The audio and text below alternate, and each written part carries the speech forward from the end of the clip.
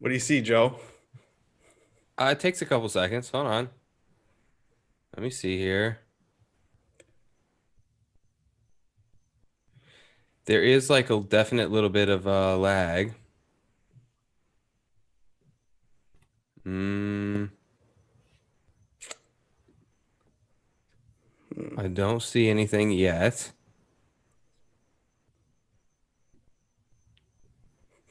It says it's sending data. Yeah, I don't know. Periscope doesn't want to make it work. You want me to remove channel and try again?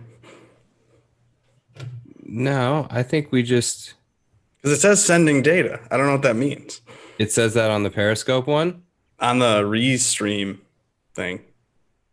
but the other ones are working, you're saying. It's on YouTube currently. All right, well, I'm gonna do this real quickly. Hold on a second.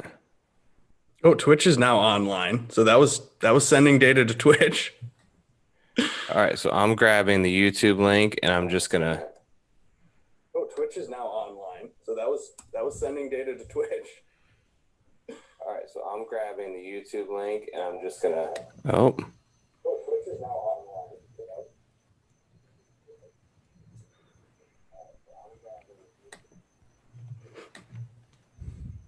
Thanks for hanging with us, Hey, J-Mac. it's all good. We're gonna do this now instead of doing this during the Masters where it matters. Yeah. Dude, did I tell you I got into the final? Well, I saw your tweet. I liked it. I'm Oh, about thank to you. ask you about it. Yeah. Oh, yeah. I'm excited. yeah, that's How about awesome. Periscope? Who cares? All Sending right, data. so I'm gonna post the YouTube live link. Done. Yeah, if it makes it over to Twitter or whatever, then great. Yep, I tweeted out the YouTube link, so we should be good.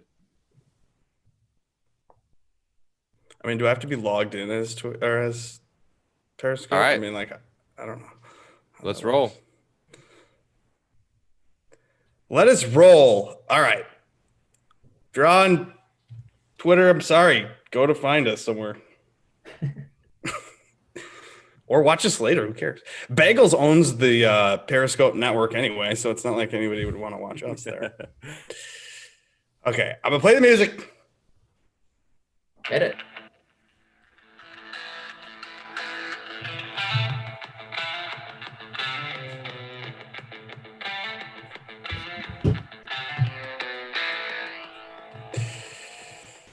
Yo, yo, hey, everybody. I'm Chad Eckert, and that's Joe Idone. This is the Preferred Lines podcast, streaming on custom live streaming services.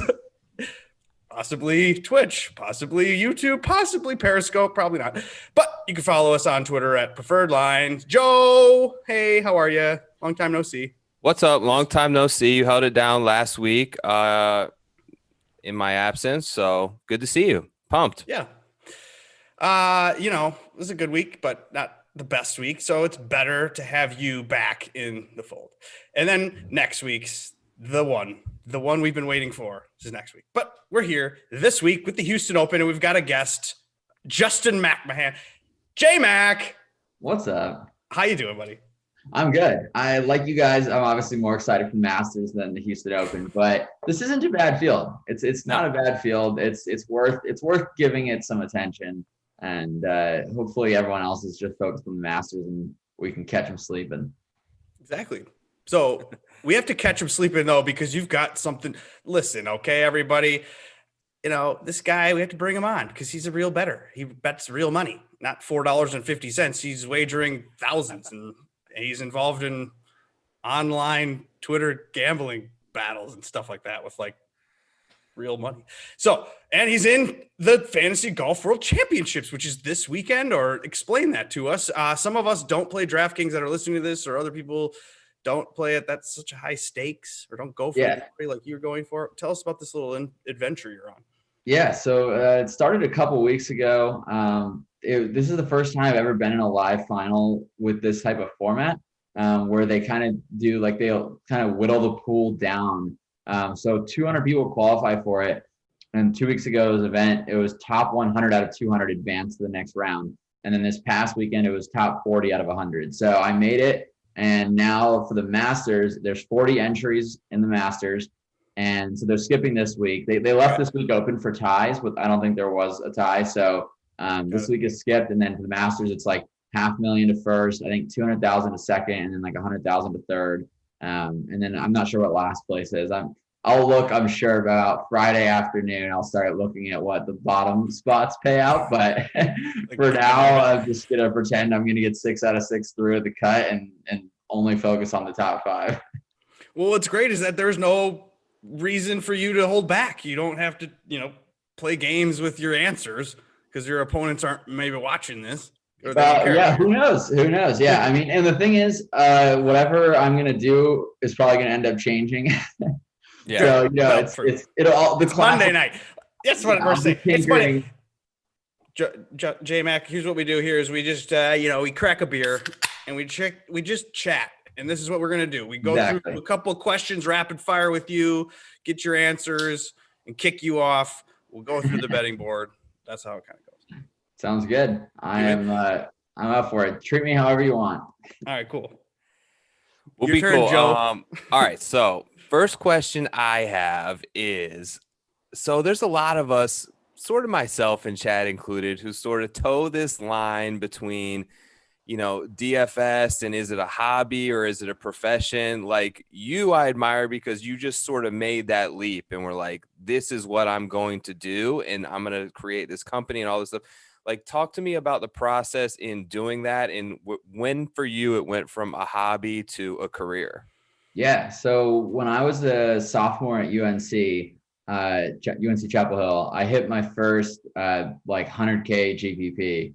And I had already kind of started just tweeting out some advice on slates just for fun. Kind of came up with this concept of what I call the must-haves. And I was like, all right, I'm not going to give you guys a full lineup, but I'll just tell you who I think the 2 guys that you have to have in your lineup is, and then you can just do the rest yourself. So I kind of started doing that just for free. And then people asked me about other sports that I wasn't really paying as much attention to. So I asked some of my friends in college, I was like, hey, do you guys want to help me out, make picks for some of these other sports so I can keep growing this following and see if there's anything to this. And after I hit that 100K prize, I really started accumulating followers, and the amount of people asking for advice, it just got to be too much. I would say all right, I'm around for the next 30 minutes before lock, ask me questions. And I'd get 250 questions. And there was just nothing. I could not possibly answer them all. And so I was like, this is nuts. So I just decided to make an actual website so that there was somewhere I could send people to, so they'd stop texting me and DMing me and tweeting at me. And I was this is what happened to Joe. Joe won $100,000 and they just can't stop tweeting and texting Joe. Nobody right? gives a shit. Nobody wants my advice. Yeah, it's tough because that was 5 years ago, and it was just more of a novel concept. They had just started running the commercials for you can win a shipload of money and the old DraftKings stuff with Bobby Gomes and his brother. So I felt back then was the sweet spot to get some media attention around winning. And that was back when FanDuel was the big site. FanDuel was way bigger, and now they're just a disaster. We don't want to go into that. Yeah, what we want to talk about is your not disaster of a website, dailyfantasyinsider.com. You guys have a war room where you have special. Yeah. So war? What are you playing? War? We go to war. We go to war against everyone on the DFS sites. But it's all in good fun. It's still a hobby. It's a business. It's a legitimate business, but we have 40 employees, but I still consider it a hobby because it's so fun. It's just you still have to view it as for fun. And there's stuff I'll do in DFS, like this week, I have a thing I like to do for golf for my MME that I scroll through and look at people's pictures and names. And if there's a funny tweet that I could come up with as a result of winning with that player, I'll just include him in on my pool, no matter what. So if you scroll all the way to the bottom this week, Jabba the Hutt. The guy who's down there looks like he's Jabba the Hutt. So I'm going to play him because that's pretty funny.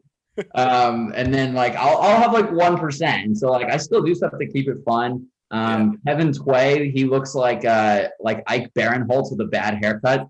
So I'll probably play him too. And just so if I win, I can be like, the only reason I picked him is because he looks like Ike Barinholtz with a bad haircut. So no, well, you're just admitting it's roulette, but your guys in the war room, they're not gonna freaking tell you to do that. They've got real answers. Yeah. So the war room picks, like for my main lineup, I'm basing it all off the war room. I'm just talking about like firing a few in. So what is it? It's like a bunch of guys around computers, and they got glasses with those green visors, and they're just like, Justin, tonight's the guy. Oh gosh, Justin, who do I? Here you go. So actually, it's funny. So we have like 2 PGA managers that are great. One guy is like really into the model. He's got like, he knows like this course 200 proximity iron shots is really important. So like he's like tweaking the model. He doesn't sound like a nerd. He sounds like a normal guy, but like he's really into that. And then our other PGA manager is way more into like, he knows a few players. He's more into the feel.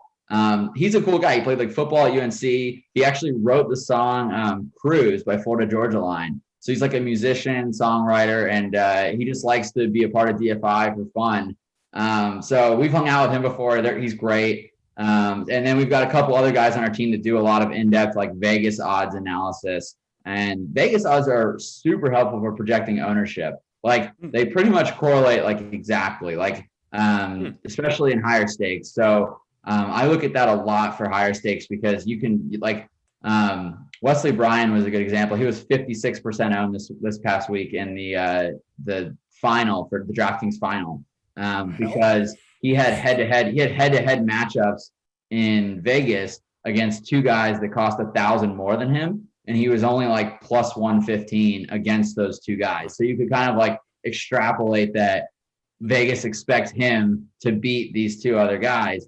So he missed the cut. Is that part of Justin? Is that part of like, I hear this term a lot, and I've been gambling on golf forever and checking the odds, but I'm relatively like new to DFS, so I don't know. Like I hear this term of the optimizer and having the optimal lineup. Like, what does that mean? Does that mean looking at things like you just talked about? Like, what does it mean to have the optimal lineup before a contest starts? Right. Yeah. So for a sport like MMA, tennis, golf, like there is an optimal lineup that is like kind of indisputably the optimal. And it's just based on whatever like if you were to parlay your 6 players' odds of winning together, like what's the worst payout you could get on like a parlay? Like if that's the kind of easiest way, because everyone understands parlay odds. Yes. So yeah, it's like whatever your worst odds would be, that means that's the most likely 6 golfers to like make the cut or to win. So you kind of factor, and it's not for golf, it's not always so straightforward because like a guy like Wesley Bryan, his odds to win weren't really better than many of the guys around him, but it was his head-to-head opponents. So it's not as easy to just put all that into a model, and nor do I think that's any fun at all. So I don't play the optimal. But it's worth knowing who would probably be in it because that's where the ownership's going to go, especially the higher stakes you play. There's guys that I will just not play at all in high stakes, and then I'll have like a ton of them in low stakes because I just know that the ownership is it changes where the leverage ends up. Well, if they have to have the right picture too, obviously. Right. Yeah. I mean, if they're not smiling, like I'm not picking. It's going to ruin my screenshot. Yeah, exactly. Now let's go back to the World Golf Championship fantasy DK style thing. And it's concluding next week at the Masters. And therefore, then what? So how does this work? You've entered throughout the year into contests. You see contests in the lobby that are like qualifier contests, right? And it's like the NFL qualifier or whatever. So if you win one of those tickets, if you come in first in one of those contests, that's how you get into this. So this is going to be over no matter what. Everyone's going to get some payout level. I don't know exactly. Maybe I'll just pull it up real quick. But everyone will get some level of money for making it this far. And then, if you win, people think like, oh, it must be like a lottery where they pay it out over time. Like if you win like a Millie Maker on DK, it's in your account like instantly. Like you can just like pull it out right away. So yeah, it's pretty cool. Like by Monday morning.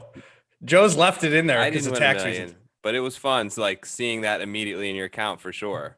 Yeah. Did you not? So Joe, when you hit the 100K, did you not find it tempting to just start firing at the Thunderdome when it was like, it's like 10 out of 13 with like 5 minutes till lock, and you're like, maybe it'll overlay a spot. Like, should I just opt in? I did a little bit, but part of me is like, I understand that I still DK is something that's still like so new to me. Like I feel like I really know, and that I have an advantage on golf because I've done it for so long, and I feel like I see things that You're maybe lying. other people don't.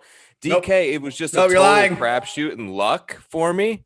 So It's because you're I married and you did have it. children. J Mac, Mr. Newlywed, you don't That have too. kids yet. You wouldn't be firing off the Thunderdome if you just won 100,000. You'd be like, oh my gosh, this is like a washer and dryer, an air conditioner. Yeah. Oh, my baby's Yeah, diapers it forever. definitely. I can see it. I can see that changing quite a bit. If I Oh, hit just one more, then it's like not luck for me, and I'm like, okay, maybe I'm good at this. But like, if I go into the Thunderdome, I got to take out guys like you and this freaking guy Empire Maker who owns the entire world apparently right now, and Wants you to think that, nobody can ever beat him. So why would I play him, right? Mhm. So it's like Yeah. I feel like I'm not quite ready for that level of competition yet. No, that's fair. No, and that's very responsible of you because it can go quick. Like you hit 100 in your DK, and you fire 10 at a slate, and you're like, I'm only down to 90. It's not that bad. And then all of a sudden you're whittling it away, and you're like, okay, wait a second. Like I got to reevaluate my process Right. here. So yeah, I did that a little bit the first time I won, and was lucky to win another one to kind of make up for how fast I was starting churning. But yeah, it's I'm good to hear. I'm glad you did it well, and hopefully you get a second one so you start feeling confident in your abilities. That's right. All right, so we got to follow you on Twitter once you get that lineup made, and we can follow along with it next week. Yeah, I'll definitely tweet it out next week. Right now, I'm finding it hard not to plan on building around Bryson. It just feels like he's gonna have like some of the best eagle opportunities that you could have that anyone's ever seen at this course. So I don't want to focus too much on the Masters because I know we have another event coming up sooner. But yeah, it's gonna be hard to get off Bryson unless they price him at like 12,000 and make it just disgusting, which they might. I don't know. Yeah. Well, I have one more like kind of DFS strategy question. So everyone like in the pods and the shows that I listen to seems to be so hyper focused on ownership. Like I've never cared about it. It's like there's so many golfers. There's 150 guys in the field. The odds of someone having the same six as me, whether this guy is 20% or 18%, I'm not going to change my pick to pivot there. But I know so many of like the smart and the sharper people in DFS pay so much attention to it. But I feel like that's all that I hear. And it's like less about looking at the golfer, and it's more about taking someone that's 12% owned versus 20%. Like, what's your take on ownership? Yeah, so I think it matters significantly more in higher stakes. I think if you're in like $20 or less contest entry fee for that specific contest, it's probably not that important. The value starts to be gained once you're getting guys that are like less than 5% owned, and even less than like 2%. That's where it still really helps in low stakes. But I agree that in a lower stakes contest, it makes no difference if your guy is 16% or 24%. It really doesn't matter. And you're just not going to see like Wesley Bryan last week. He's probably like 26% in low stakes compared to 56 in high. And yeah, I don't think the 26 matters. You definitely should not be fading the best picks because they're 26% owned in low stakes. Especially because all the alternatives are still over 10%, because especially in lower stakes, it just really spreads out so that a guy I could pivot off Brian to in high stakes and get him at like 4%. If I'm now getting him at 10 in low stakes, it's not really worth doing it. So the biggest thing is like, earlier this year, I came in second and fourth in a Millie Maker. Or I came in second and sixth in one, and then like fourth in another. And both times the lineups that finished top 10 had a guy that was like 0.4% owned.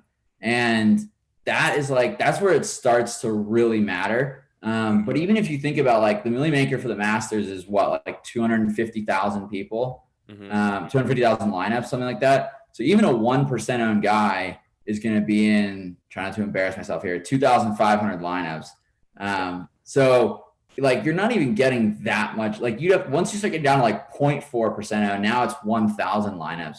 And even that is like, people think like if I play a 0.4% owned guy and he wins, I'm going to ship the Millie for sure. but there's 1,000 other lineups that have that guy at 0.4% owned. So it's not like, that's why in low stakes, I just don't feel like it matters that much because whether it's 10% or 20%, now you're talking like 40, 80,000 lineups that are the same, or they at least have that guy. So it just doesn't matter that much. I think you're kind of right on that, especially for lower stakes, and it's just not a big deal. The podcast hosts do everybody a disservice because they mostly play high stakes. So they're talking about what matters for them, and they're kind of leaving out the listener who is, it doesn't really matter. So man, I wish there was a low stakes guy who had a podcast about ownership on DraftKings. Where can we find such a product? Yeah, that's why I come on. That's why I come on. I like you guys you're doing the Lord's work out here. I mean, I know, and only 70 people watch it, so you're getting an advantage if you watch us because it's not like the masses are following. Yeah, I mean, you want to just the Action Network. I think golf is like one of the absolute most fun DFS sports because you can pretty much justify like playing anybody. And there's no way to correlate your lineup incorrectly. There's no way to like, stack wrong. Or, I mean, the only way is if there's like really bad weather and you just ignore it. But that so rarely happens. And if it does, then you can just say, I was contrarian. I was playing contrarian. Exactly. That's with golf. It's like, you could just, especially when the bad weather is projected for like Friday and not Thursday, you can be like, maybe it'll blow over the next 24 hours or move a few hours, and then they'll delay the tee times even. It's crazy. Sometimes, yeah. Sometimes it's like Saturday afternoon looks really bad and the mornings are great, and then they just postpone Friday afternoon or whatever and put it to Saturday morning, and now it's nice dew on the ground, nice calm morning. So there's really nothing you can do wrong in PGA. So it's a fun sport, and there's stuff you can do right. Like I have a really solid ROI on PGA the last like 4 years. So I think there's a lot that you can do right, but it's also the easiest one for kind of casual players to get involved in, and they still have a shot. Look at the prime example, Joe won. So, I mean. Yeah, exactly. Joe can do it. Anybody can do it. Now, the Houston Open, it's this week. Do you live in Texas, or did I make that up in my head? I do, yeah. I live in Austin. Okay, so you're familiar with playing golf in Texas, or does it even matter? Are an Aussies a thing in wind in Texas? Is that a thing? Should we be caring about like certain narratives like that because you're from Texas? I don't know. I think I'm officially giving up on where people are from narratives after Matthew Wolff completely sucked at Sherman Oaks after he's literally played there a million times. So I think that's kind of like the end of, like, I already was like always telling people like, don't overvalue someone saying it's their favorite course because it's just not that relevant. It's bullshit. Yeah. Right. Yeah. It's just kind of bullshitty.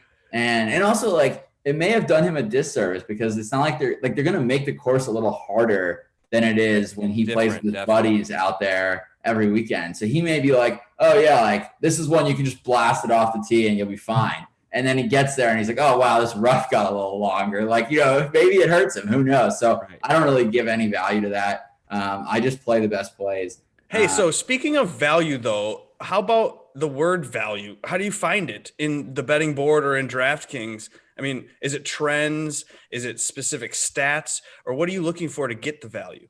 Yeah, so I'm definitely more DraftKings focused than betting. We do some PGA betting, but for the sake of like what would probably be the best for your users, it's probably me to give DraftKings advice.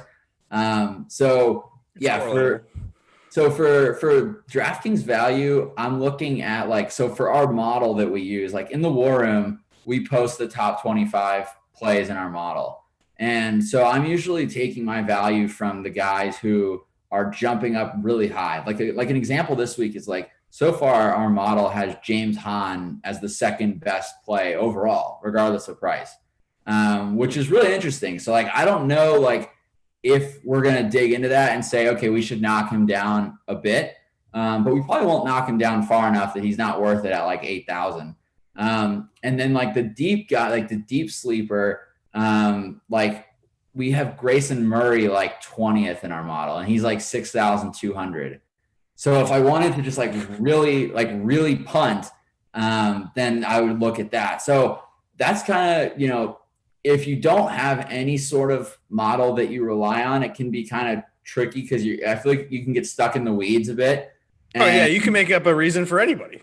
Right. Yeah. So I like to kind of start with the model and then dig through subjectively on like those top 25 guys and see if I can't build a lineup I really like with those guys, then I start kind of exploring out of there. But you can get so stuck in the weeds in PGA, especially when there's like 140 guys in the field and you're like in that like 6.8 thousand range, and you're just like Twitter searching all their names, and like there's some tout out there on every guy who's like, I took him at 125 to 1 and I'm really feeling good about it. And you like you just like talk yourself into everybody. So like I like to have a starting point of like the DFI PGA model. Well, that's nice that you have that computer lab at DFI. Exactly. Yeah. And then I'll go over to check Vegas stuff and see, who they've got guys matched up with. I like when my favorite picks are matched up against Matthew Fitzpatrick, because Vegas will make anybody an underdog against Matthew Fitzpatrick. So it just like brings the odds down. Like really? they just think of him as like the steadiest guy. So it's like they just put him every time as like he's such a sure thing to be like in the top 60 to 70%. So if we put like the popular plays against him, I don't know exactly what's going on there, but I've just noticed that every time my guy is against Matthew Fitzpatrick, he's like plus 140. And I don't know why, because they're the same price. And then it does lower the ownership. Well, you mentioned your motto a little bit. Like, this is a weird week, right? Because there's no course history. We've never seen the course. So like right. what key stats are you looking at for a course this week that we've never seen? Yeah. So when it's like this, you have to take a more generic approach to the model. So like we usually kind of do a lot of shot selection stuff. This week we're pretty limited. I think we're gonna weigh like the iron shots from 200 to plus. That's gonna be pretty heavy as far as shot selection. But then we're gonna cut out most of the other ones, because it's like you said, like we just don't really know what's gonna translate to wins. So then you start just adding a lot of things like approach, birdies are better, ball striking. You just look for guys who are just gaining strokes on the field in the areas that pretty much always matter in golf, no matter what.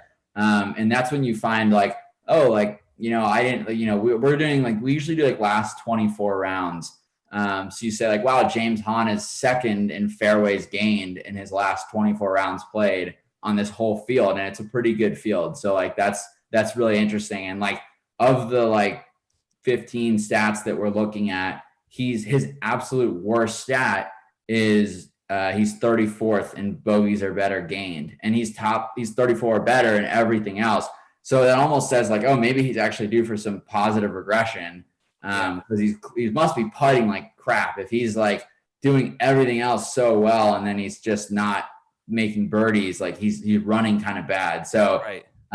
So that I kind of look for stuff like that and just think like, hopefully this applies to this course, Is that pretty standard for you? It was interesting you said, because that is usually the filter that I use when looking at stats. And I don't feel like that's a very common approach when I hear other people. I feel like a lot of people look more long-term, but for me, I've always done that because I'm like, it's basically, the minimum, the last 6 tournaments, it's like the last 6 to 8. And especially things like ball striking and approach they come and go. Like any golfer knows, like it's hard to be really good at ball striking and have your irons dialed in for 2+ months. So is that your normal sort of default? Yeah, I default to 24. Sometimes if I'm trying to look for something like wind, like really high wind, or I'm looking for something that's like just a really specific like aspect of a game, or like a lightning fast like Bermuda green, then I might just set it to like 36 or 48 just to try to catch just to increase the sample size because I know at this point I'm going back 3 or 4 years. So screw it. Let me go back 10. Like, let me just get everything here. Which really failed me, because I was like, Henrik Stenson plays pretty well on the wind last week, and then he just withdrew after like 9 bogeys in a row. So I didn't have him in my main lineups, luckily, but I remember thinking like, oh, like this could be sharp. So I don't know. Yeah, I usually just go last 24 rounds, and even then I try to like read about, like, before I lock a guy in my main lineup, I usually just search his name on Twitter scroll through some stuff and just see if there's like an article about how he recently changed his swing or if he's like new bag coach or something, like just to try to figure out like, am I walking into a death trap? Like, did he just switch clubs and now he's trying new iron shafts because he doesn't care about this stupid tournament down in Bermuda? Like, that's the kind of you stuff. won't find any information though that's like accurate because the PGA reporting is not like NFL. It's terrible. Terrible. PGA needs to embrace the fact that we're here, we're ready to gamble on it. Like we like the product. Like they just don't like the Masters is going to be sick. Did you hear what They they're get doing? live coverage like this past weekend. It was so frustrating. It was I infuriating. know. I don't get how hard is it to just put a stationary camera that faces the green for every like just position it right by the flag. And iPhone. Put an Yeah, iPhone out there. Who cares? You don't even need a real camera. yeah, and God. bonus points if they bank it off the tripod and it goes back onto the green. Exactly. Good for them. They deserve Cappy same Gilmore. advantage for everybody. Like, can you imagine picking Yeah. up on an NFL game like midway through the first quarter where they don't like you can't even stream the first like No. the leaders were 6-7 holes deep before we could even stream it. It's Yeah, embarrassing, unbelievable. frankly. It is. It really, it blows my mind that so many people are ready to watch golf. And, golf people complain like, oh, well, young people aren't as into golf as other sports. And it's like, because we want to gamble on it. Like, you guys ruin it. Like, just make it fun to watch. It's terrible. It's such a bad product right now. And the sport itself is fun to watch, but the way that they broadcast it is horrible. Mhm. The Masters is going to be great, though. Did you hear what they're doing where you can, like, Oh yeah. hand pick your guys to see all their shots? Oh, that's great. It's always I just downloaded the app today, just already fired up about it. I saw it like my app thing and I'm like, the best app in golf ever. I've got like get this on my phone now. Yeah. I love it. All right, J-Mac, thank you for coming on and talking to us. Before we get you out of here, we usually ask our guest who their preferred play is of the week. Obviously, yours is James Hahn, but we'll ask you, DraftKings guy, if you're going to go and build one roster, are you going stars and scrubs or are you going balanced? I think this week I'm going pretty balanced. I've got like a lot of plays I really like in kind of the 8,000 range. So I think it's more of a balanced week, and then probably maybe next week go stars and scrubs, get a little Bryce in action. So that's my thought. I like that. Awesome, great. man. Thank you so much. No. Yeah. Before we remove you from here, tell us where to find you and how to give you money for your products. Yeah, you know what? We'll give you our product for free for your first month. So if it's if you've never tried it before, just download the Daily Fantasy Insider app. And when you make your account, it'll shoot you an email with a code for a free month of all access, get all of our DFS picks. I think that I can definitively say our app is the best in the industry. I've asked a lot of people and they say, wow, okay, yeah, your UX is really good. So we were setting the bar high with tech and hopefully our picks hit as well. But Daily Fantasy Insider on the App Store. It's the App Store, Google Play, or not? Android and iOS. Yeah. So Nice, just dude. download it and you'll get an email and get a free month of access.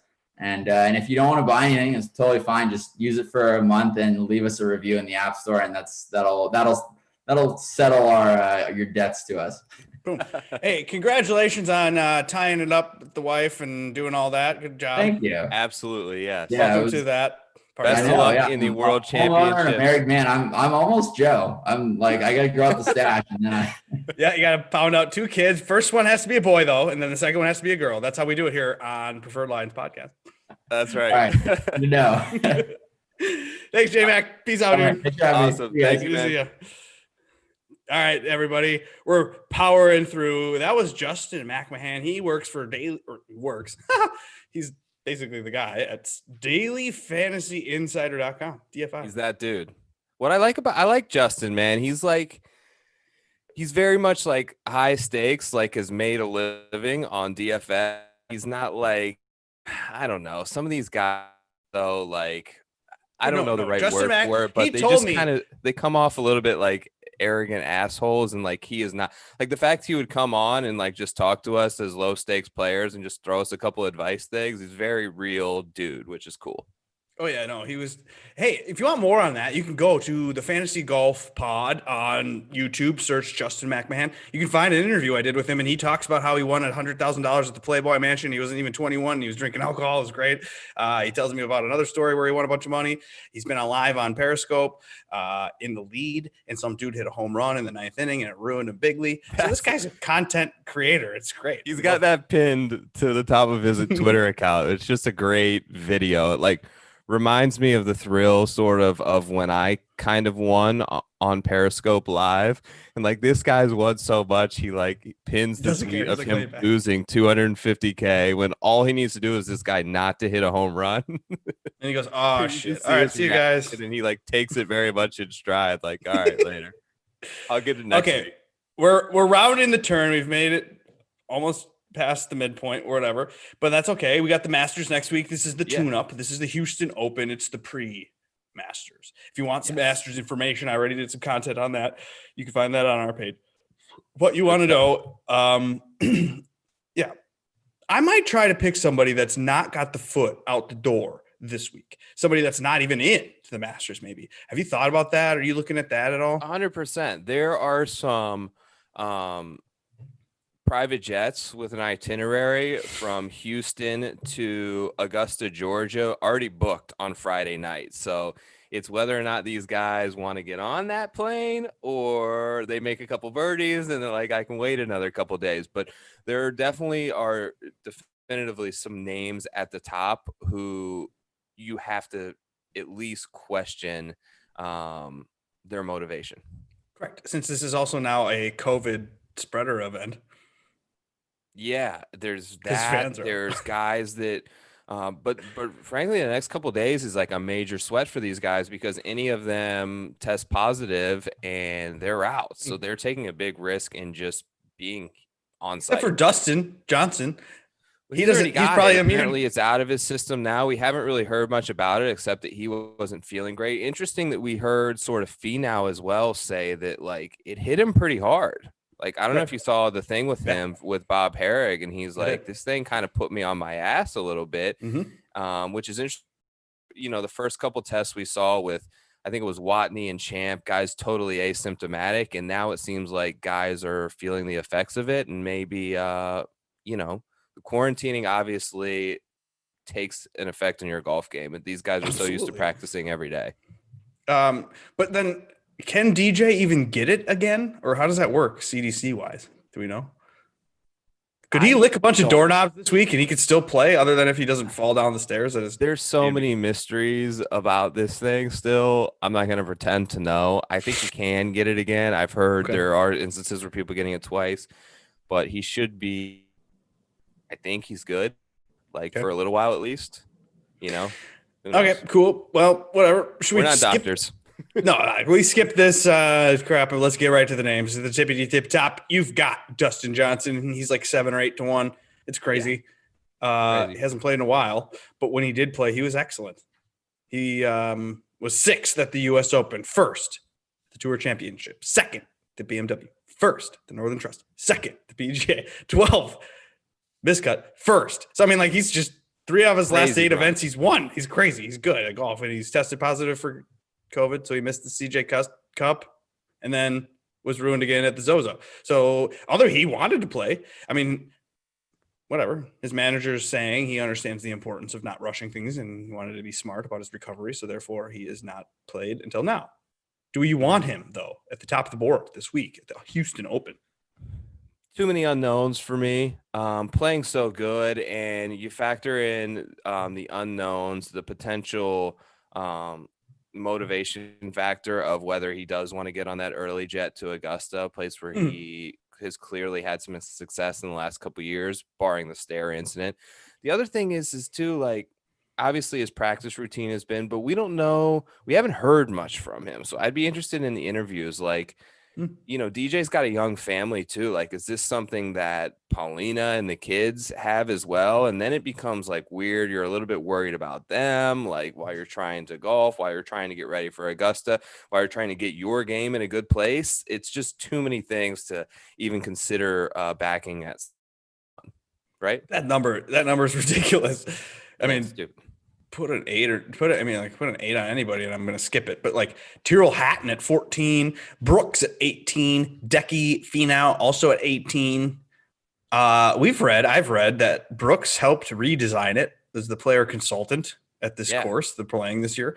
This is a new course for the Houston Open. Do we really want Brooks now? You're the Brooks guy, or do we wait? Does he pop it better? Like he does better in 2 or 3 weeks. He's admitted this. He does. 100% he does. He likes to sort of round himself into form. But I think this is a little bit of a different circumstance. So I haven't bet Brooks, but I'm going to watch him very closely sort of as this week goes on. Would love to see the presser with him, try to maybe glean something but I'm considering it. The reason being is, so usually he will take a little bit of a break, right? He'll play 3 weeks in a row and he'll just sort of take a break and get away. I think he's been practicing a ton, which is a little bit different than when he normally steps back into his first event. He has had success playing in Texas the week before a major. He's done it twice. So in 2018, before he won the U.S. Open, the week before was the Charles Schwab, he finished second. In 2019, the week before he won the PGA Championship at Bethpage, was the Byron Nelson, which was at Trinity Forest in Texas. So he finished fourth there. So he's had success sort of building into these majors in Texas before. You look back at the CJ Cup, right? He struggled a little bit that opening round. I think he took a triple bogey on a par 4, which really kind of cost him. But the next 3 days, his approach numbers were really solid. His irons seemed to be kind of dialed in. He's losing a ton of stroke putting recently, but maybe there's something to glean from, okay, so nobody's ever seen this course before. It's totally redesigned. Even guys who've played it 3 or 4 years ago, they've changed holes. They've turned par 5s into par 4s. They've turned a par 4 into a par 3. They've done everything different, totally redid the greens, which are extremely undulating from what I hear. Tom Doak did the redesign, and Brooks was a consultant on this job. Now, whether they just attached his name to it and he never even was on site could be the case, but he at least could have some familiarity, right? It's like I probably why he's here with this guy, like Tom Doak, like give me the laydown on the 9th green, like that you totally redid. Like they're close. Sure. So those are all. No, he has the advantage of like where to be on the fairway. Considering Brooks this week, have not bet it yet. I'm gonna wait as the week goes on, but keep an eye on Wednesday. I may take him. What about you? Of course, you're going to take it. Don't lie, because it's the same number you can get at the Masters next week, which is ridiculous. That part of it does kind of make some sense too. But then again, it's Brooks, right? He's the big game hunter. Everybody knows. So like he only cares about majors. So well, guess what I'm doing? Not taking him here and taking him at the big game next week. Duh. See, I have him at the big game next week with the Chiefs Super Bowl parlay. Me and Nagels got that from like December of last year. So yeah. I may take Brooks Koepka, but the other guys, hard pass on all of them. Hatton, Decky, Finau, anyone 20-1 and under. I'm out on the other guys. Okay, we could go to the 20s where we've been living and dying, and I Let's almost talk about it. Cashed bigly last week on Redmond, but he was a little lackadaisical on Sunday. Hovland is not a lackadaisical Sunday player. He's at 22. You got Henley at 25 or so, and you could get Scheffler, Adam Scott, the 20s. But I picked Texas's own Russell Henley. Well, I don't know. He's probably not from here, but dude loves this shit, dude. Not this particular course, but he loves the Houston Open. He's performing well here. Last year, he was bad, though. So good. Glad we're not back at that course because whatever. But before last year, T8 win, T5, T4, T7, T45. So, but not only that, Henley's played well coming in. T4 at the Zozo. He's losing strokes putting there. I mean, like he's playing good everywhere else. Where has Bermuda, he's a putting machine. Why wouldn't you not go on Henley? This is like he's not in next week. He likes this grass. Someone that I like. So I'm going Henley at 22, 3, 4, 5, whatever it is. The reason I didn't go Henley is because I think the guy that I saw right behind him at 25-1 is a much better player, and that's Vic Hovland. He has many of the same characteristics in terms of narratives, right? Not in the Masters.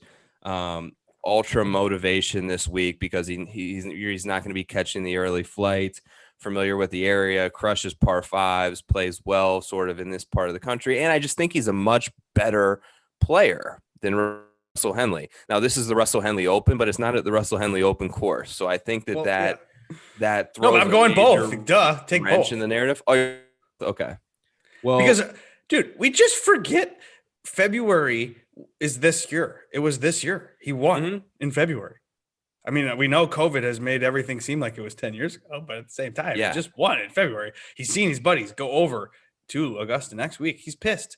He's angry. It feels like, so I faded him in a couple matchups recently and he's lost them. So I think the general perception of him is that he's not in great form because of maybe who he's in these matchup bets, maybe because of where he's priced on the odds board compared to where you see him. But he's not playing bad. I mean, I think the guy finished like 12th at the U.S. Open. You know, he took a couple weeks off. He made both cuts there. Like you said, he hasn't missed a cut since, what was it, March? I mean, like, so forever. He's playing great. It's a good opportunity for him this week, and I think the narratives all kind of align. And I just think that he is a must play at 25-1. Yeah, I'm in on that. I'm in on Sung Jae anytime at 33-1 on Bermuda. I knew you'd be in on Sung Jae. Give me a break. Holy crap. So do that for sure. But do you want Sergio at 35? No, I don't want Sergio. Okay, then let's skip to the 40s where you can get Jason Day. He's kind of the same story as Adam Scott, as maybe Finau, maybe Brooks, maybe Decky, maybe these guys that are just 1 foot out. Yeah. Okay. So it's like the Henrik Stenson of the week. Maybe he's there. He's pretending to care. He only wants to play Friday and Saturday. He wants to get on the flight, start the rehab, get the week going, be there on Monday early. I don't know. Who knows? So I don't know about Jason Day at 45-1. That just seems strange that he's here. Right. But then again, he was a golfer who wants to make dollars. And then Jason Day is on record of saying that, I think he said it to Sobel, our guy, that he can't gear up. He can't decide to spike it 1 week and play good at one time, and all of a sudden he's geared up to a week. Like, no. But at the same time, Jason Day can also be like, I'm going to take it easy. And on that hole on 15, I'm going to hit it over here. I'm going to miss my putt, and then I'm going to make sure I'm not playing on the weekend. You know, I think they obviously are coming into the week not trying to not let that thought creep into their head. But if they have a rough Thursday and Friday kind of feels like a grind and maybe some weather pops up on the weekend, like it's natural, right? To just be like, let me get out of here, right? There's other guys over at Augusta already preparing. It's the biggest event of the season for them. It was delayed. Everyone's been waiting on it. Let's go play the Masters where I know that I have a shot. So then you go to the 50s. I think you skip Jason Day and you go to the guys like Lanto, Redmond, Harmon, Siwoo, Shaheen Lowry, 50. Zach Johnson at 50. My God. Zach Johnson is getting a 50. He's alive and well. I thought he was dead. I thought he was buried, gone. But he's back here now. 50. Would you ever bet at Zach Johnson at 50? Or are you taking anybody else in the 50s? Because I got one guy. I did not take anyone here. So I've got my eyes on Doc for obvious reasons. I always like Doc. I think the 50 is a fair number. What does concern me, and one thing that kind of paused me from making the bet today, is these runs, right, where he's been close.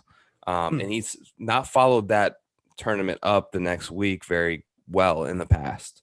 After second at the Rocket Mortgage, he missed a cut the next week. Third at the Win to cut the next week. Third at the Safeway, 28th the next week. I don't know if he's one of those guys that maybe it affects him a little bit. Maybe he pours so much into that and was kind of naturally let down after Sunday. Now you got to get on a flight from Bermuda to Houston. He's striping it though, right? His ball striking is uncanny. Great player in the winds. Although I thought initially thinking Houston this time of year could be a little bit windy. The forecast does not indicate that. 5 to 10 mile an hour winds, which is negligible. These guys are used to playing in that all the time. Cool. That said, fair number on Doc Redman. Of all these guys, I like that the best, just haven't pulled the trigger yet. What about you? Brian Harmon is my trigger. I pulled. Okay. I got him at 55. You can find Give him. me a reason on Brian Harmon. I need to hear this. He hasn't missed the cut since the Memorial. He loves to birdie. He's a great little grinder. Someone that on this small course, a Muni, Give me a break. I like him, especially since dude has been gaining off of the tee with the approach, with the putter, finding it all over himself. Guess what? Brian Harman fits the narrative of what's happened this season. An older veteran who hasn't won in a few years. Okay, Last I'm win listening. for Harman. Last win for him was in 2017 at the Wells Fargo. Hello, he's ready. He's missed. Dude makes cuts. Okay, like I said, he's missed none since July. Makes about 75% over his last 100 events. Making the cut. So I don't know. Does it matter at 55-1 if he makes the cut? No, it doesn't fucking matter at all. But at the same time, I'm in a position where I like to dabble here, there, at the 50s, because then when it comes down to it on Sunday, that 50 is now 7-1. And then I've got him. And then I can hedge other places and try to get my money back or do something where I'm automatically profitable. So that's how I kind of work. Okay. Oh, Harman, 55. And what also about this guy at 60-1? There's this guy at 60-1 that really drew my eye this morning. Talk to me about him. Who is it? Jordan Speed. I know.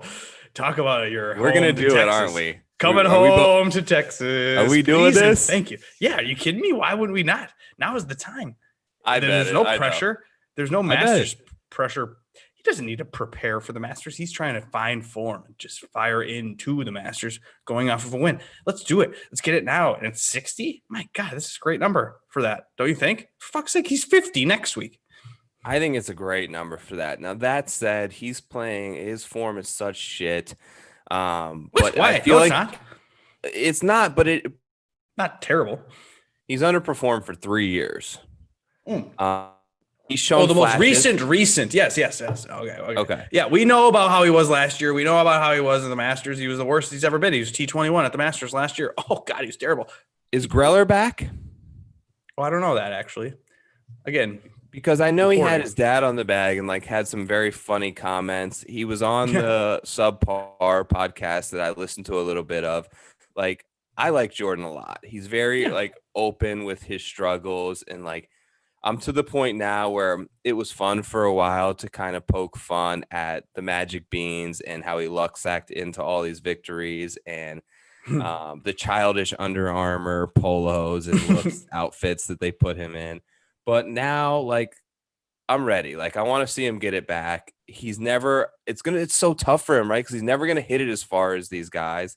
But I just want to see him get to the point where you stick a pitching wedge in his hand and it's going to 5 feet and he's walking in everything. And I think if that's going to happen for him and he's going to build some momentum, this could be a spot for it. the win, I'm going to bet him to win, but at the same time, I might throw the top 5 on it because it's like, I don't know, he may have a little letdown at the end because he's trying to focus and save some energy for next week, which is a stupid Look reason, at these but whatever. fucking guys. I'm sorry. Yeah, go Look for at it. these guys at 50-1. Lanto, Doc, Harmon, Si Woo, Zach Johnson, Corey Connors, and then you're gonna stick Spieth below all those guys. It's like that's a slap. Well, you know what? You know who else it's insulting to? It's insulting to your guy Denny McCarthy. Well, how dare he be priced the way he's priced? It's stupid. I got an 80-1 on him this morning.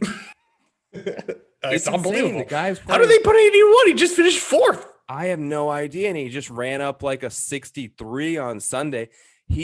Denny is that guy. His trajectory is flying up right now. Like I've heard, I agree. Everyone's talking about it. Other PGA Tour players are talking about it.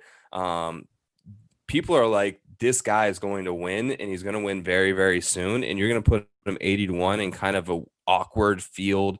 Now the field is good, but it's awkward because it's the week before the match. Correct. Exactly. Tremendous form, dude. 3 of the last 7, he's top 10.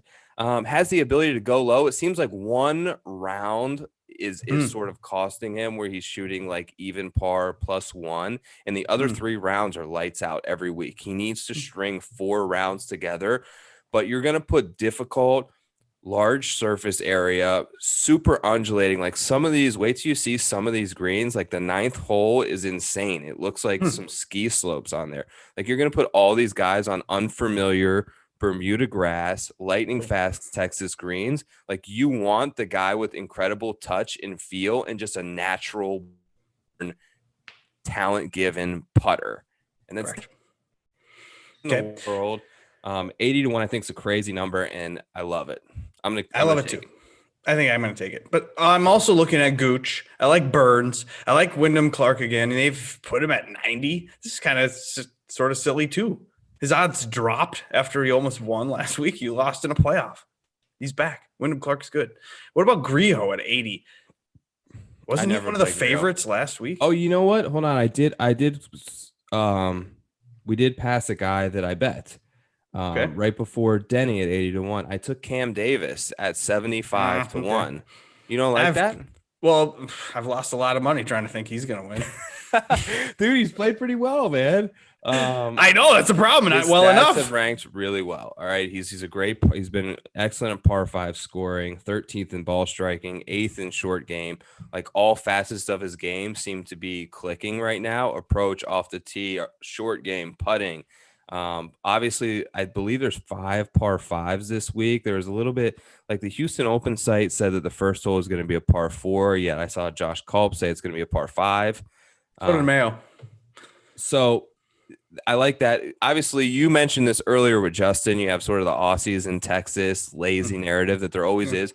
But I just think it's a big number on him comparatively to some of the other guys in this range. I like it. Oh, all right. Well, before we get out of here, do you have a long shot? Because I've got a few names that I can't believe that the names. I mean, I'm excited to do some DraftKings lineups with these flyers. They're better off in DraftKings, but you could get 100 triple digits on some names. Who do you have? I have Sam Burns at 100 to 1. Bermuda Burns. I found these. I took 3 guys, and they're all, if you just closed your eyes and looked through the scorecards, kind of very similar, the same type of players. Bombers, Bermuda grass putters. Can get streaky hot. Burns, Ollie, 125 to 1 at cashed in every contest last week with a. How doesn't he wear a hat? I was wondering about that. Okay, so the amount of times and holes Ollie Snyder-Jans has had to squint because he can't freaking see. Dude, wear a hat. Some guys are no hat guys, bro. I went on my golf trip, and there were probably a couple guys who will listen to this that were on the golf trip with me, but nobody fucking wears a hat. None of my boys, they all golf hatless, and I don't understand it. God, I couldn't do that for with hats every round. Or sunglasses. I got to play with both. Like, I normally play with sunglasses and a hat. Anyways, Ollie, but I wear mine backwards, so I know I can vouch to it's easier to wear it forwards and have it cover the sun. Of course. Anyway, and lastly, in that mold is Killicky, 251. He's bad at looking at it. I know, but he's never gonna win again. Dude, Brian Gay just won. Don't give me Keith Mitchell's never gonna win again. All right. Oh God, here's the names that I think are gonna win. Do you want to hear these? These are never gonna win. Did you take Burns first? You had to have taken. Of course. Burns. I saw 110. I got 110 on Burns. Good. Piercy, 125. He performed the last 2 weeks or 2 times out and played well last week. Norlander, nobody wants now, and he's 125, but he was kind of the darling last week. Bo Hostler is gonna win. He's gonna win, and he's back. He's doing good again, and we know Bo Hostler is a guy from Texas. Went to Austin or whatever. What was in contention with Ian Poulter? I had Poulter 100 to 1 that week.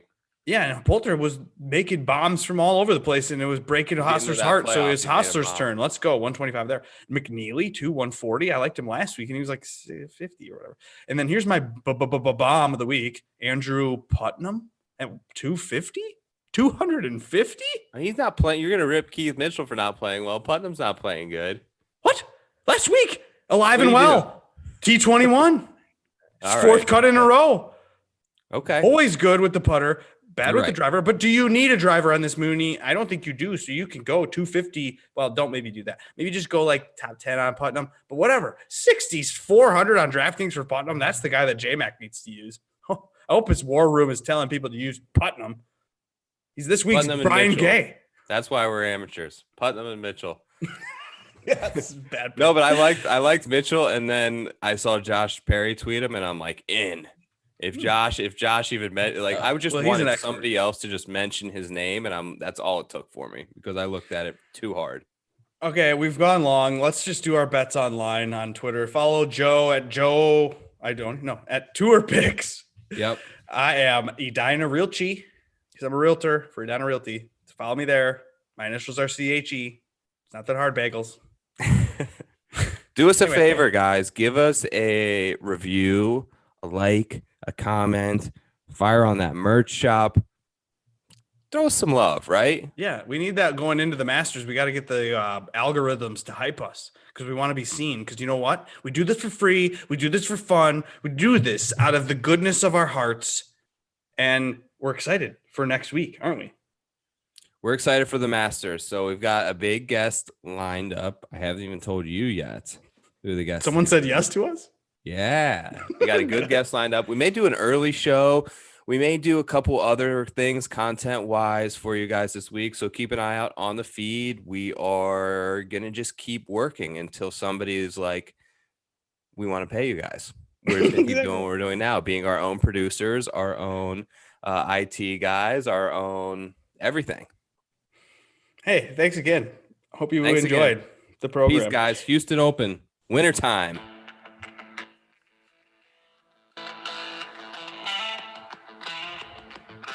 Cheers.